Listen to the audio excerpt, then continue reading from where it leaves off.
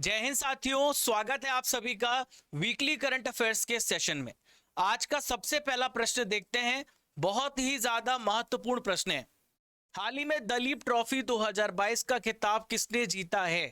Who has won the Duleep trophy 2022 title? तो दोस्तों, इस ट्रॉफी को जीता है पश्चिम क्षेत्र ने। The right answer is west zone. West zone ने किसको हराया है? साउथ जोन को हराया है। दलीप ट्रॉफी जो है पश्चिम क्षेत्र ने दक्षिण क्षेत्र को हराकर जीता है। दोस्तों, मैं आपको बता दूं, इन्होंने पश्चिम क्षेत्र ने 294 रन से हरा करके दक्षिण क्षेत्र को इस ट्रॉफी को अपने नाम कर लिया है। यहां पे मैं आपको बताना चाहूंगा दलीप ट्रॉफी के बारे में। तो देखिए, ये बीसीसीआई के द्वारा आयोजित की जाती है और ये वार्षिक प्रथम श्रेणी क्रिकेट प्रतियोगिता है। हालांकि भारत की सबसे बड़ी घरेलू प्रतियोगिता, डोमेस्टिक क्रिकेट प्रतियोगिता क्या है? रणजी ट्रॉफी है, जिसकी शुरुआत 1934-35 में हुई है। अभी हाल ही में एमपी इसका चैंपियन बना है। सबसे ज्यादा चैंपियन महाराष्ट्र बना है। 41 टाइम्स जो है इन्होंने रणजी ट्रॉफी को जीता है। दोस्तों, अब सवाल आता है कि दलीप ट्रॉफी का नाम क्यों रखा गया है? तो देखिए, इसका नाम नवानगर के कुमार श्री दलीप सिंह जी के नाम पर रखा गया है। इसकी शुरुआत 1961-62 में हुई है।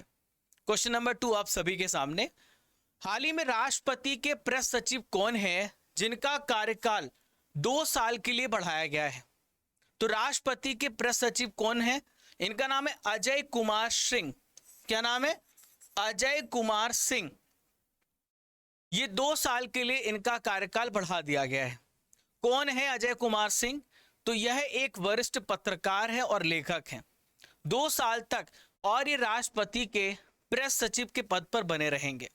दोस्तों, यहाँ पे सचिव की बात की है तो भारत सरकार के कुछ इंपॉर्टेंट सेक्रेटरी हैं जो आपको जानना जरूरी है। राजीव गाबा कौन है? कैबिनेट सचिव है। अजय कुमार कौन है? डिफेंस सेक्रेटरी हैं। तरुण बजाज रेवेन्यू सेक्रेटरी हैं।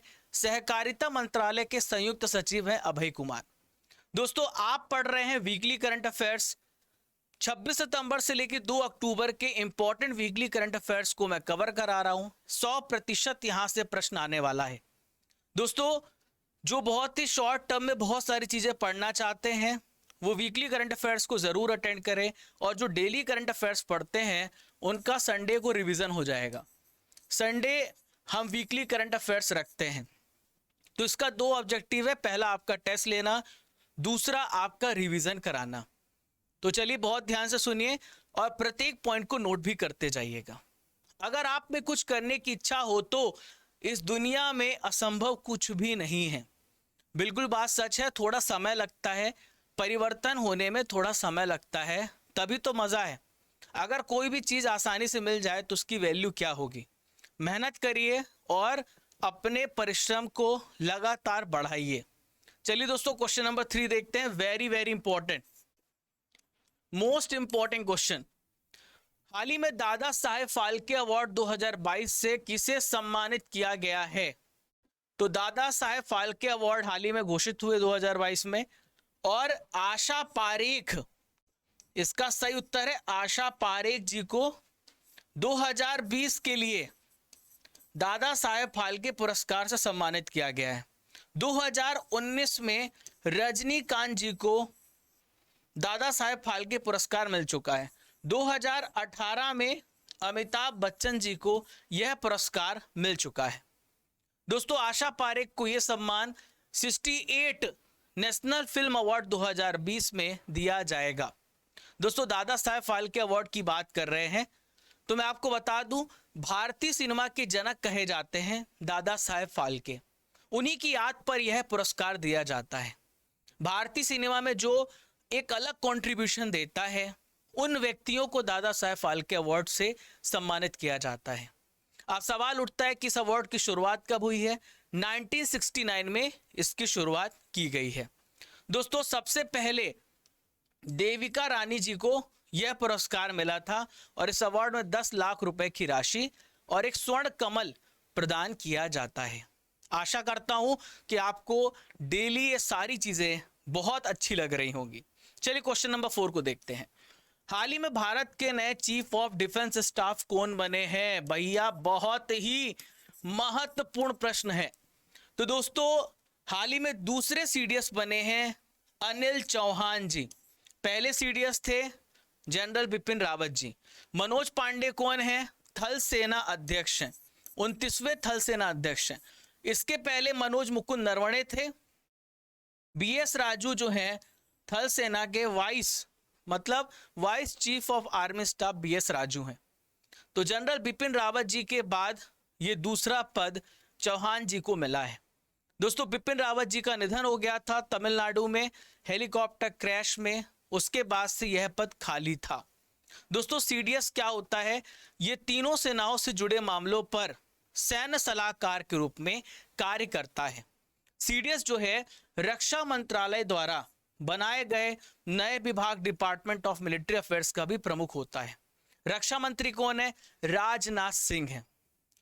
अगला प्रश्न, हाल ही में गृह मंत्रालय ने निर्णय लिया है और किस संगठन को प्रतिबंधित कर दिया है, बैन कर दिया है? Which organization has been banned by Ministry of Home Affairs? तो दोस्तों काफी न्यूज में था, पूरे भारत में छापे मारे जा रहे थे। पॉपुलर फ्रंट ऑफ इंडिया, तो इस संगठन को हाल ही में भारत में बैन किया गया है।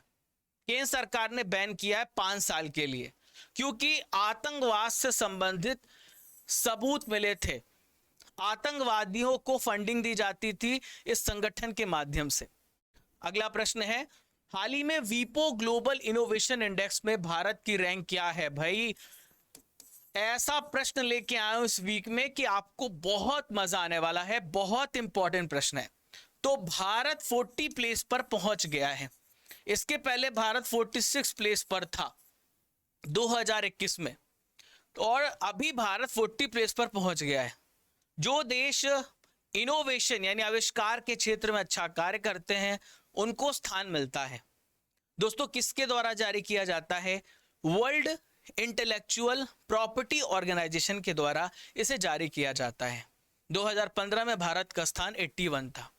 पहले स्थान पर कौन सा देश है? तो पहले स्थान पर स्विट्जरलैंड है। 12 सालों से लगातार पहले स्थान पर है स्विट्जरलैंड। दूसरे स्थान पर अमेरिका है, तीसरे स्थान पर स्वीडन है, चौथे पे ब्रिटेन है और 5वें पे नीदरलैंड है। हाल ही में आईटीबीपी के दल ने पहली बार किस पर्वत चोटी पर चढ़ाई पूरी की है? तो दोस्तों पहली बार आईटीबीपी ने, इंडो तिब्बतन बॉर्डर पुलिस ने माउंट दोम खांग में पहली बार किसी दल ने चढ़ाई पूरी की है। और ये जो माउंट दोम खांग है ये सिक्किम राज्य में है। कहां पर है? सिक्किम राज्य में है। क्लियर है दोस्तों?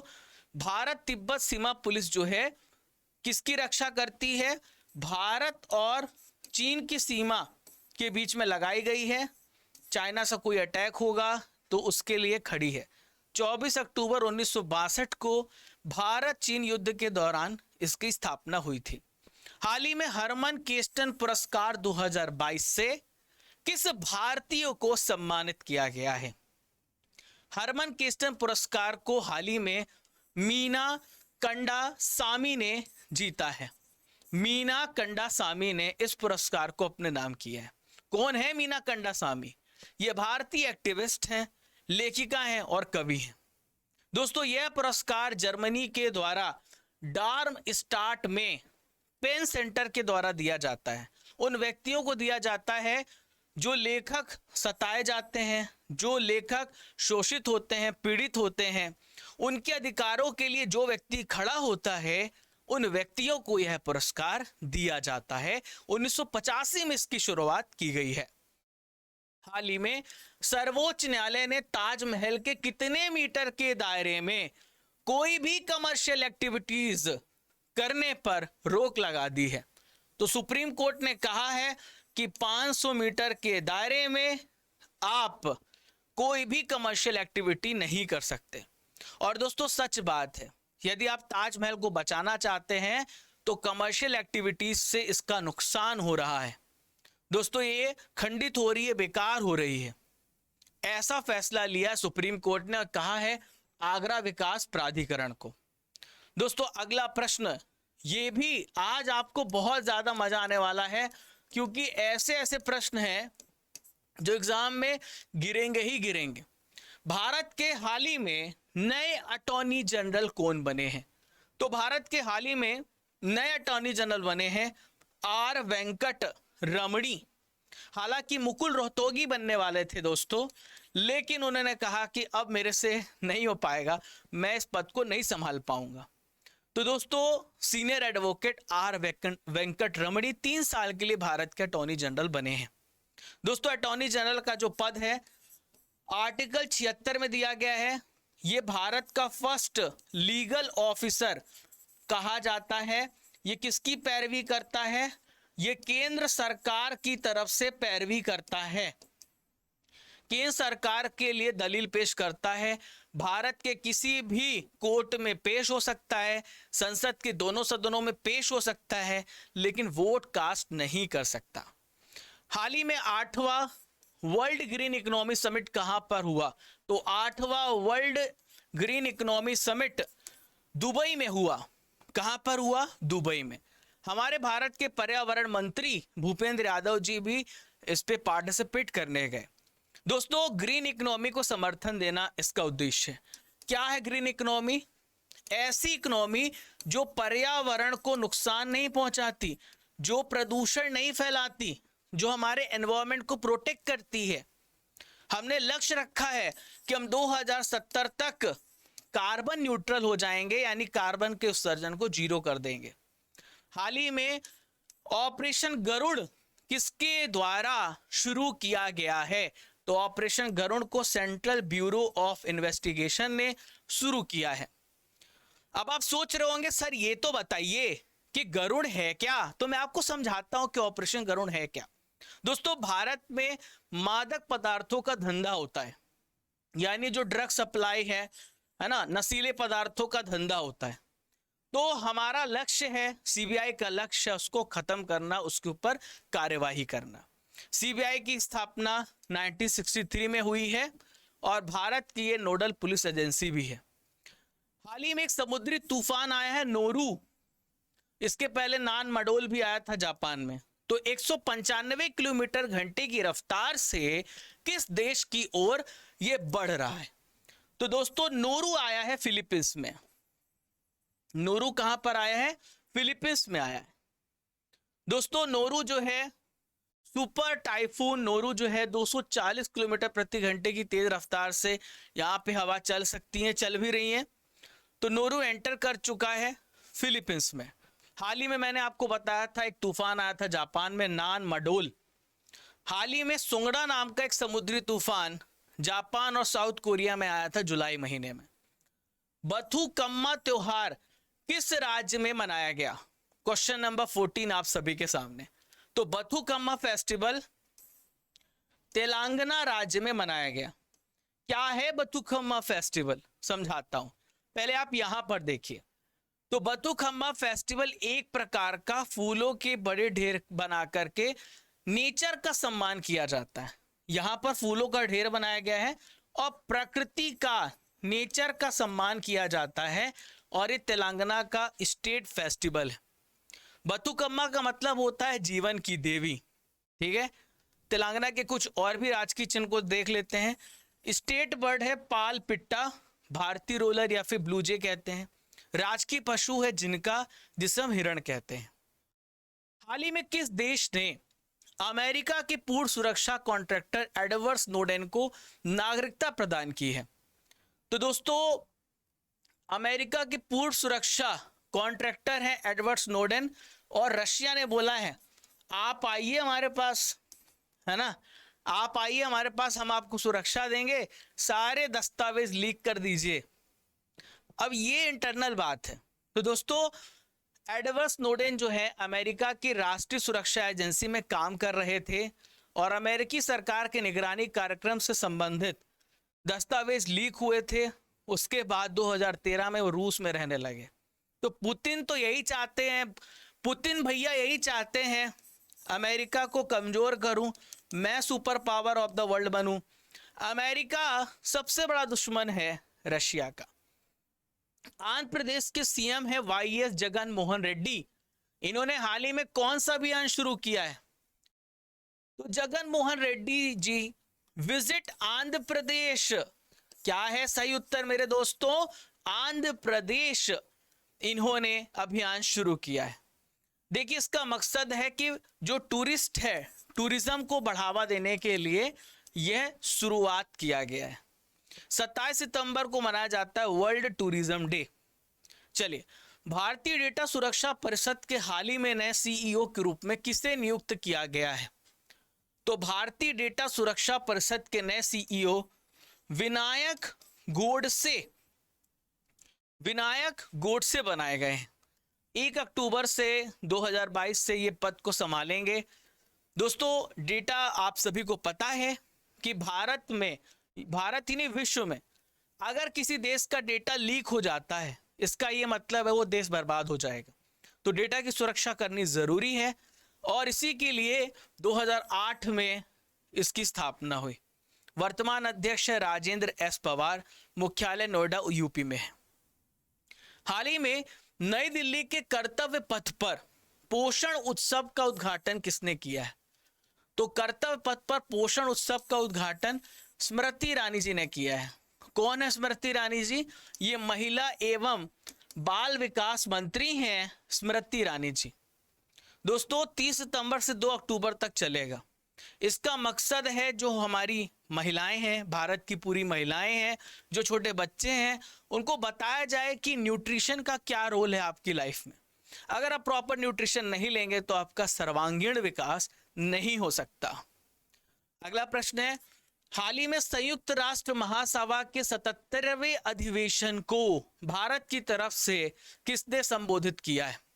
आप सभी को बता दूं, सितंबर महीने में जितने भी यूएन के मेंबर होते हैं, जितने भी देश हैं, उनकी मीटिंग होती है। कॉमन इंटरेस्ट के मुद्दे उठाए जाते हैं, टेररिज्म, कैसे अर्थव्यवस्था बनाई जाए, कैसे देश को आगे ले जाया जाए, कैसे लड़ाइयाँ शांत कराई जाए। तो भारत की तरफ से भारत के विदेश मंत्री डॉक्टर एस जयशंकर जी गए हैं, ठीक है, और इन्होंने साफ साफ कड़े शब्दों में कहा है, we will not tolerate terrorism. हम आतंकवाद को कतई बर्दाश्त नहीं करेंगे। ठीक है दोस्तों, चलिए संयुक्त राष्ट्र महासभा की बात कर लेते हैं, जिसे हम अंग्रेजी में यूएनजीए बोलते हैं, यूनाइटेड नेशन जनरल असेंबली बोलते हैं। संयुक्त राष्ट्र के 6 ऑर्गन होते हैं और सबसे मेन ऑर्गन होता है यूएनजीए।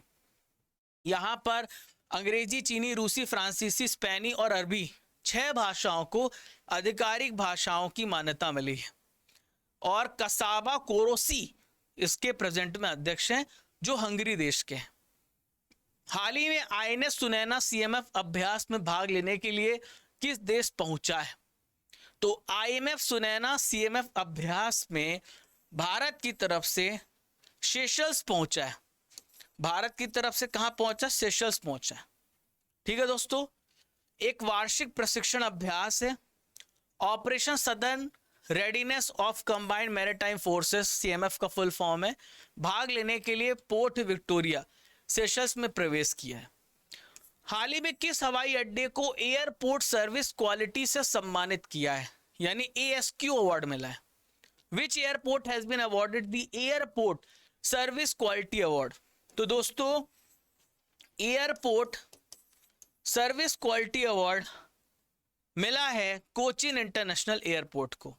क्लियर है दोस्तों? चलिए, राष्ट्रीय आपदा प्रबंधन प्राधिकरण का 18वां स्थापना दिवस कब मनाया गया?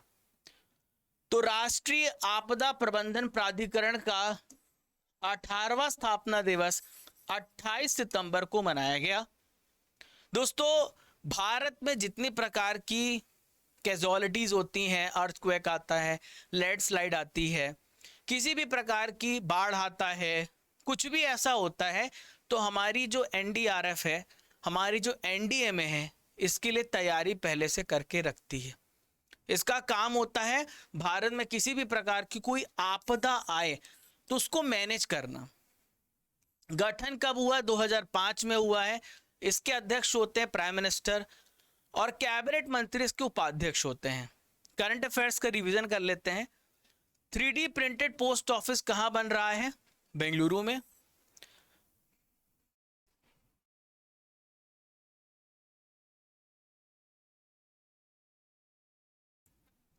भारत में कब तक शुद्ध शून्य उत्सर्जन का लक्ष्य हासिल करने की घोषणा की है? 2070 तक। किस राज्य ने अंतरराष्ट्रीय बौद्ध विश्वविद्यालय के लिए विधेयक पारित किया है? तो हाल ही में यह विधेयक त्रिपुरा राज्य ने पारित किया है। त्रिपुरा राज्य अंतरराष्ट्रीय बौद्ध विश्वविद्यालय के लिए विधेयक पारित कर चुका है और इसके लिए 25 एकड़ की जमीन दी जा चुकी है। यहां पर बौद्ध धर्म, साइंस और टेक्नोलॉजी के पाठ्यक्रमों को पढ़ाया जाएगा, उसको बढ़ावा दिया जाएगा। दोस्तों, त्रिपुरा की बात आ रही है तो त्रिपुरा स्पेशल एक्सप्रेस में कुछ important current affairs. Earn with learn योजना त्रिपुरा राज्य में स्टार्ट किया गया है। त्रिपुरा के राज्यपाल हैं सत्यदेव नारायण आर्य। एकटू खेलो एकटू पढ़ो योजना त्रिपुरा में स्टार्ट किया गया है। सफेद चाय का उत्पादन त्रिपुरा राज्य करता है। दुनिया का सबसे बड़ा पवन और हाइब्रिड पावर प्लांट किस राज्य में स्थापित किया गया? बहुत अच्छा क्वेश्चन है। राजस्थान राज्य में हाइब्रिड एक प्लांट स्थापित किया गया है जहां पर सोलर एनर्जी भी प्रोड्यूस की जाएगी और विंड एनर्जी, दोनों एनर्जी प्रोड्यूस की जाएगी। यहां पर सोलर एनर्जी जो है 600 मेगावाट और विंड एनर्जी 150 मेगावाट प्रोड्यूस की जाएगी। टोटल 750 मेगावाट का प्लांट है। क्लियर है दोस्तों? पवन और सौर ऊर्जा संयंत्र दोनों एक ही स्थान पर बनाए जाएंगे। 600 मेगावाट का सोलर और पवन ऊर्जा 150 मेगावाट। चलिए दोस्तों, नॉर्थ चैनल पार करने वाले भारत और एशिया के पहले पैरा स्विमर कौन बने हैं? तो पहले पैरा स्विमर यानी पहले दिव्यांग भाई हैं मंजीत कादियान। यहां पर एक ऑप्शन और लिखा है एल्विस अली हजारिका।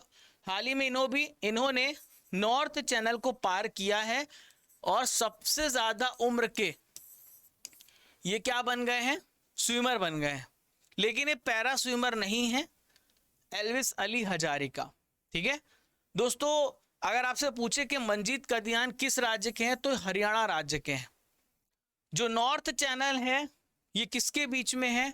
ये आयरलैंड और स्कॉटलैंड के बीच में नॉर्थ चैनल, नॉर्थ आयरलैंड और स्कॉटलैंड के बीच में है। चलिए दोस्तों, हाल ही में स्वच्छ टॉय कैथॉन का आयोजन किसने किया है? हु हैज ऑर्गेनाइज्ड स्वच्छ टॉय कैथॉन?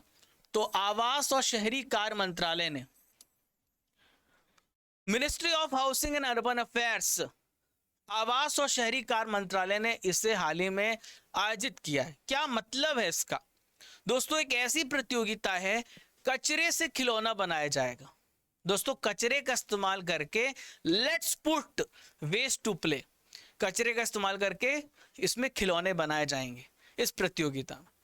दोस्तों, आवास एवं शहरी कार्य मंत्रालय के मंत्री हरदीप सिंह पुरी जी हाल ही में पर्यटन मंत्रालय के अनुसार 2021 में महाराष्ट्र और किस राज्य में विदेशी पर्यटकों की संख्या सबसे अधिक थी? तो अभी आंकड़े जारी किए गए हैं जहां पर महाराष्ट्र और तमिलनाडु में 2021 में सबसे ज्यादा टूरिस्ट ने, सबसे ज्यादा पर्यटकों ने विजिट किया है। महाराष्ट्र स्पेशल 2022 को डिस्कस करेंगे। भारत का पहला रूफटॉप ड्राइव इन थिएटर शहर मुंबई है। अपने वन्य जीव कार्य योजना 2021-30 पारित करने वाला पहला राज्य महाराष्ट्र है। पुणे में एक आर्मी स्पोर्ट्स इंस्टीट्यूट है जिसका नाम बदलकर नीरज चोपड़ा स्टेडियम कर दिया गया है। हाल ही में टाइम्स की 100 नेक्स्ट सूची में शामिल होने वाले पहले भारतीय कौन है? Who is the Indian to be included in the 100 next list of times? तो आकाश अंबानी हाल ही में चेयरमैन बने हैं। आकाश अंबानी जो हैं टाइम की 100 नेक्स्ट सूची में शामिल होने वाले पहले भारतीय हैं। हाल ही में रिलायंस जियो के चेयरमैन बने आकाश अंबानी। दोस्तों, इस सूची में क्या मतलब है? तो इस सूची में ये जो उद्योग जगत के 100 उभरते सितारों को जगह दी जाती है। चलिए दोस्तों, मध्य प्रदेश का प्रसिद्ध लता मंगेशकर सम्मान हाल ही में किसे मिला है? Who has received the famous Lata Mangeshkar award of MP? Kumar Sanu, Shailendra Singh, Anand Milind इन तीनों को मिला है ऑल ऑफ द एबव।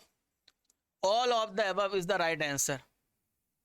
दोस्तों ये पुरस्कार एमपी की कल्चरल मिनिस्टर उषा ठाकुर जी के द्वारा दिया गया है, जो कि संस्कृति मंत्री हैं। शैलेंद्र सिंह को 2019 के लिए, आनंद मिलिंद को 2020 के लिए, कुमार सानू को 2021 के लिए पुरस्कार मिला है। ज्ञान के पिटारे में कुछ और इंपॉर्टेंट पुरस्कार, हाल ही में दादा साहेब फाल्के पुरस्कार से आशा पारेख को सम्मानित किया गया। क्वीन एलिजाबेथ सेकंड पुरस्कार से सुएला ब्रेवरमैन को सम्मानित किया गया है। आज का आखिरी प्रश्न, 32वां बिहारी पुरस्कार 2022 के लिए किसे चुना गया है? Who has been selected for the 32 Bihari पुरस्कार? तो डॉक्टर माधव हरदा, इन्हें मिला है 32वां बिहारी पुरस्कार। दोस्तों इनकी एक आलोचना पुस्तक है पचरंग चोल पहाड़ सखीरी, इसके लिए इन्हें मिला है। यह पुरस्कार के बिरला फाउंडेशन के द्वारा दिया जाता है। इसमें 2.5 लाख रुपए का कैश प्राइज मिलता है। 1991 में स्टार्ट किया गया था। 31वां बिहारी पुरस्कार मधु कांकरिया ने जीता था। चलिए दोस्तों रेडी हो जाइए टेस्ट पे test, and that you want to give best. दोस्तों T10 सीरीज मेरा हर सेशन ऐसा होता है कि मैं पढ़ाने के बाद टेस्ट लेता हूं। कारण साफ है, क्लास में ही याद करो ताकि आपका दिमाग पूरा मेरे पढ़ाने पे फोकस हो, ताकि दोबारा पढ़ना ना पड़े। 25 से 30 मिनट में मैं चाहता हूं कि मैं आपके 1.5 से 2 घंटे बचा लूं। आप सोचो क्या कर सकते हो अगर एक दिन आप 25 मिनट पढ़ोगे। अगर मैं आपका एक दिन 1.5 घंटा बचाता हूं तो महीने के कितने घंटे हो गए? 30 और 45 घंटे में बचाता हूं आपके, ठीक है। और आप उसे किसी और काम पे लगाइए। दिलीप ट्रॉफी किस खेल से संबंधित है? क्रिकेट से। दादा साहेब फाल्के पुरस्कार 2019 किसे मिला? रजनीकांत जी को। आंसर देते जाना है, टेस्ट चालू है। दादा साहेब फाल्के अवार्ड की शुरुआत कब हुई? 1969 में। भारत के पहले सीडीएस कौन थे? भारत के पहले सीडीएस बिपिन रावत जी थे। ग्लोबल इनोवेशन इंडेक्स 2021 में भारत की रैंक क्या थी? तो ग्लोबल इनोवेशन इंडेक्स में भारत की रैंक 46 थी 2021 में। 2022 में 40 हो गई है। आईटीबीपी की स्थापना किस वर्ष हुई है? 1962 में भारत और चाइना का युद्ध हो रहा था। अटॉर्नी जनरल के पद का प्रावधान संविधान के किस आर्टिकल में है? आर्टिकल 76 में है। केंद्रीय पर्यावरण मंत्री कौन है?